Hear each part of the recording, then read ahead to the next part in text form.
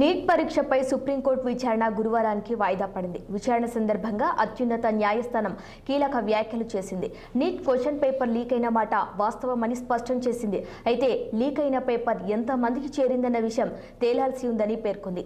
ఎంతమంది విద్యార్థులు ఫలితాలు విత్ హోల్స్ లో ఉంచారు అని సుప్రీంకోర్టు కేంద్ర ప్రభుత్వాన్ని ప్రశ్నించింది. పేపర్ లీక్ తో ఎంతమంది ప్రయోజనం పొందారో గుర్తించే ప్రక్రియ కొనసాగుతుందా అని నిలదీసింది.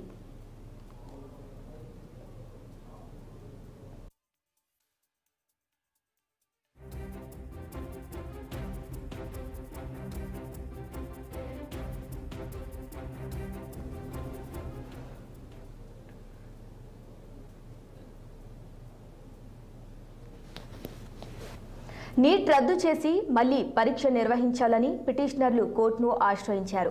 ఈ అంశానికి సంబంధించి దాఖలైన మొత్తం 38 పిటిషన్లు విచారణ చేపట్టిన ప్రధాన న్యాయమూర్తి జస్టిస్ డివై చంద్రచూడ్ నేతృత్వంలోని త్రిసభ్య ధర్మాసనం ఇరు వర్గాల వాదనలు విన్నారు.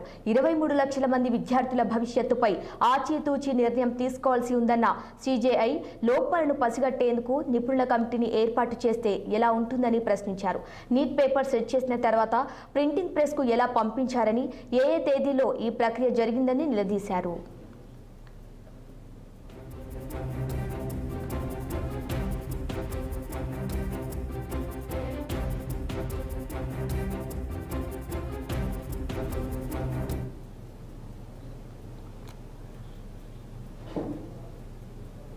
అటు పరీక్ష పేపర్ లీక్ అయిందా అని ప్రధాన న్యాయమూర్తి అడిగిన ప్రశ్నకు పిటిషనర్ తరపున వాదనలు వినిపించారు. మొత్తం పేపర్ లీక్ పై 6 ఎఫ్ఐఆర్లు నమోదైనట్టు పిటిషనర్లు తెలిపారు.